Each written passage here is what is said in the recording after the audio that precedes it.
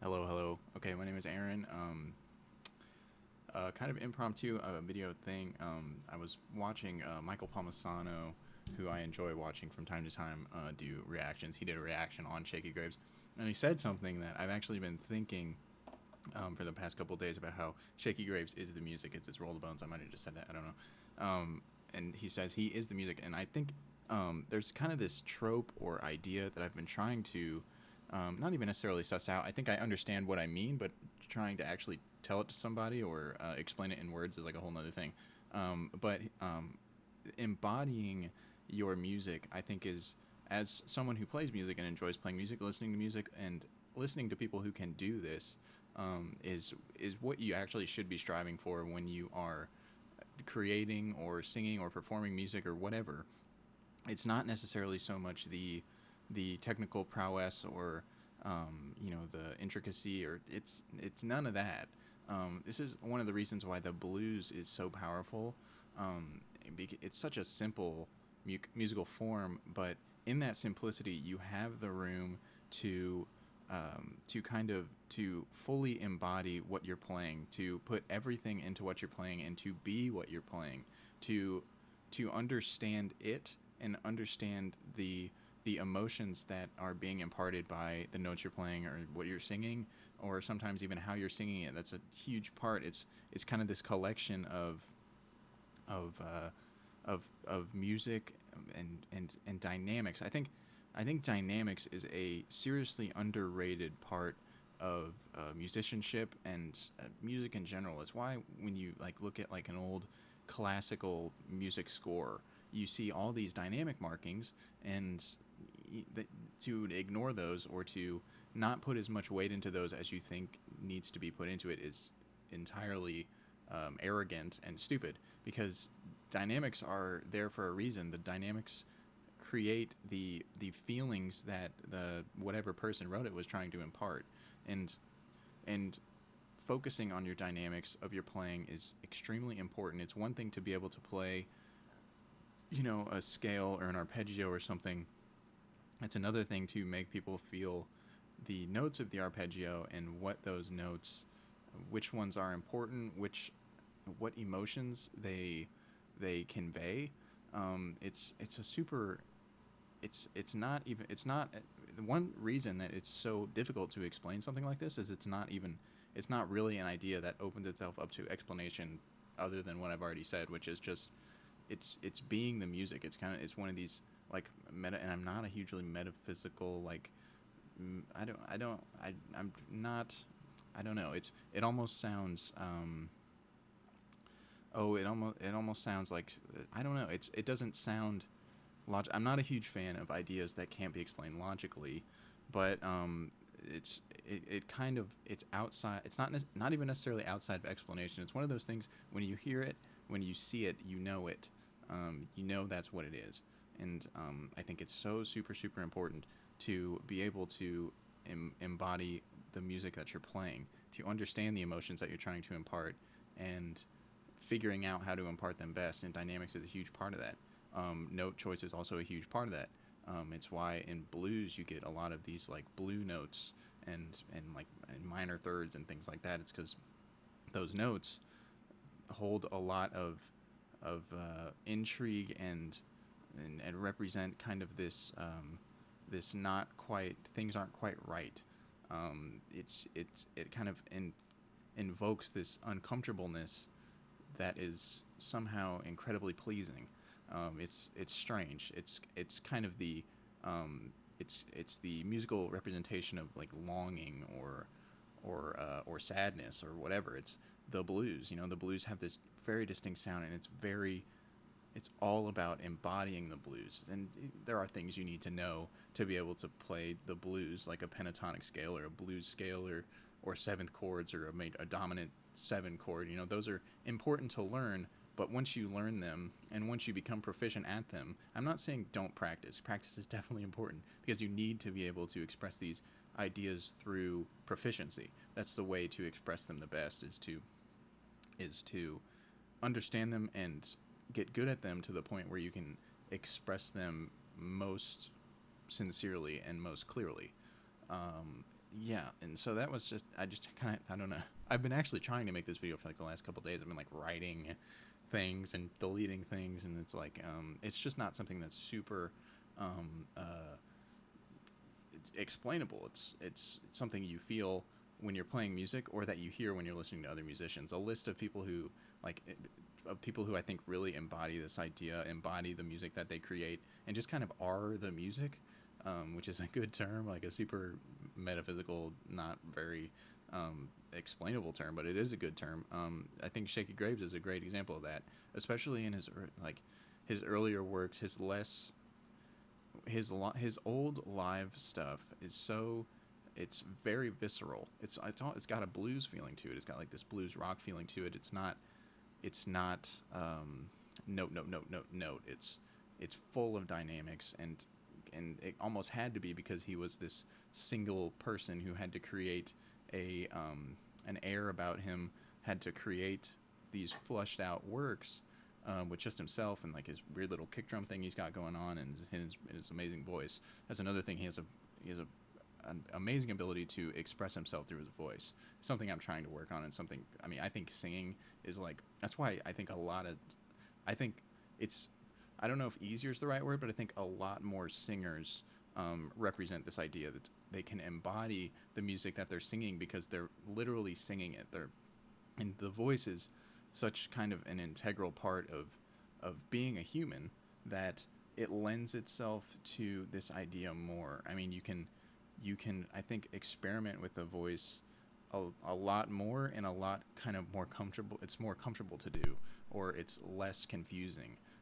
Like doing weird scales or weird notes on the guitar or the piano or whatever can sometimes feel very crunchy, and or very like dissonant and not pleasing, and so you don't want to do it because it feels that way. But there's something about the voice that lends itself to these, in certain moments, lends itself to dissonance and uncomfortableness and tension.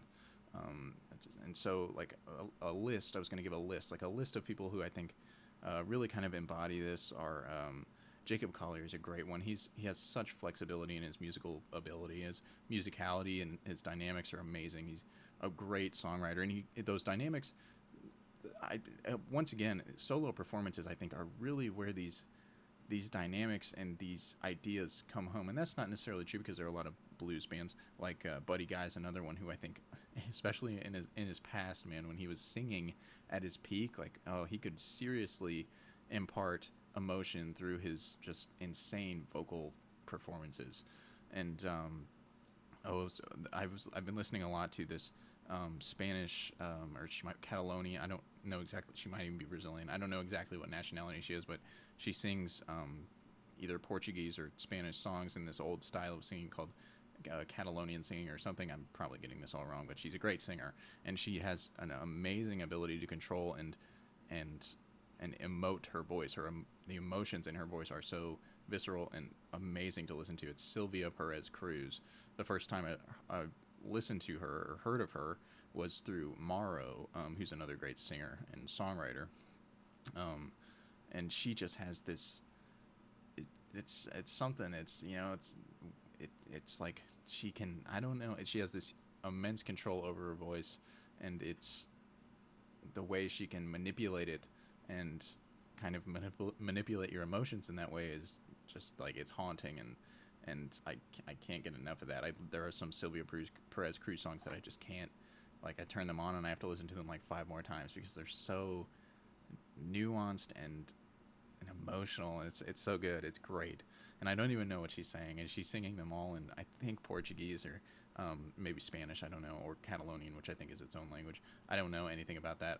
But and there's other people, some people are great at doing it through their instruments, like Harami Wihara, I think, has this amazing ability to, she's just kind of a musical powerhouse in her ability to express herself on the piano, which I will admit is actually like a surprisingly hard instrument to express yourself on. The dynamic range is, I would say, and I'm not just talking about dynamics, but about like loudness and softness, but like the ability to manipulate the notes that you're playing. and I'm kind of just comparing it to guitar because that's kind of my home base. But when I go to a piano, I do feel this. It's harder to to make piano interesting. It requires a lot more technical skill, I think, because you have to do a lot more interesting intervals and understand those intervals, and you can't really mess with the sound a whole bunch. I mean, if you're playing guitar, you can plug into a pedal, or I mean, or whatever. If you're playing acoustic guitar, it's a little different, but the piano, it's very set in its ways. It only does. I don't want to say that because that's terribly wrong, but I was going to say it only does one thing in a sense, and it's your job to take that one thing and expand it to its most outer reaches if you're trying to become a proficient musician. Other people, I think I actually made a list when I was writing down. Julian Lage, amazing guitar player, has also a huge, amazing, immense grasp of his instrument and just everything it can do, and that, especially when it comes to instrumentation, that is the importance of mastery, of practicing, and of exploring your instrument, and understanding the sounds that it can create, and how you can create them differently so that you can express the emotions that you want to express, which is it's a really hard thing to do. People, they'll make music, or they'll play a piece and they'll be like, oh, it's very emotional, but they don't know exactly what emotions they're bringing about, or what emotions they're trying to manipulate, for lack of a better word. I mean, that's really music is kind of this great form of emotional manipulation, which is that's a strange category to get into, and I don't necessarily want to talk about like the psychology and definition of manipulation. And manipulation is probably not even the right word, because manipulation kind of has this negative connotation to it.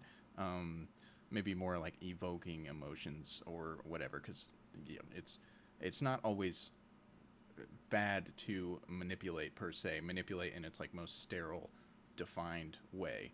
I mean, having a conversation with somebody is technically manipulation, because you're manipulating their thoughts by talking to them. It's not bad. You can manipulate, like, here's my phone, I can manipulate it by touching it. It's not bad. It's just manipulation has kind of been bastardized, or that's not the right word, but has been turned into kind of this negative thing. And that's a rant on the word manipulation. But other people who I think are really great at this, Napalm, Hiatus Coyote, she has a great control over her voice. Julian Baker has. I question putting her on the list. It might just be a personal thing, but I think and that's another kind of tidbit about this whole thing, is you can what's some people becoming a more well-rounded musician. Some people are kind of masters at invoking a certain emotion when they're playing music, and I think Julian Baker is an example of that. She has this profound ability to impart sadness and despair, and kind of just it's kind of the embodiment of what I would consider like the modern day depression problem that I think is kind of undergirds the society that the generation that I come from. I think there's a lot of despair and depression going around, and I think Julian Baker really tapped into that really well. Yvette Young also, I think, does a really good job of this. She has even said that her favorite emotion to impart is kind of uncomfortableness or confusedness, and I think that's a really good description of what she does in certain settings. But there's also just this kind of I feel a lot of wonder when I listen to Yvette Young play, because just more basically, as a musician, I wonder, how are you doing all these things, and how are you connecting all these parts in a way that in the grand scheme of things feels more connected than it should be, because she plays in all these really weird timings, and she's a math rocker basically with kind of this like emo connection, vague emo connection, sometimes less vague than other times, but she does a really good job of doing that. And embodiment, I think if you really want to listen to musical embodiment, a great place to start is just kind of the old blues guys, because I think they do this the best. Derek Trucks is another good lord, like that man has embodied blues, rock, slide guitar. Like that is I think he is I might have said this in a past video, but I think Derek Trucks might be the greatest guitar player alive right now, and he's for sure one of my favorite guitar players, especially when it comes to guitar solos. I went to see them not too long ago in a town close to where I live, and their live show is so good. They have a great horn section, but Derek Trucks just has this all-encompassing grasp of blues rock slide guitar, I guess it would probably be more. He picks the perfect notes, each note sounds perfect, which is once again a super underrated part of dynamics and of playing. But you need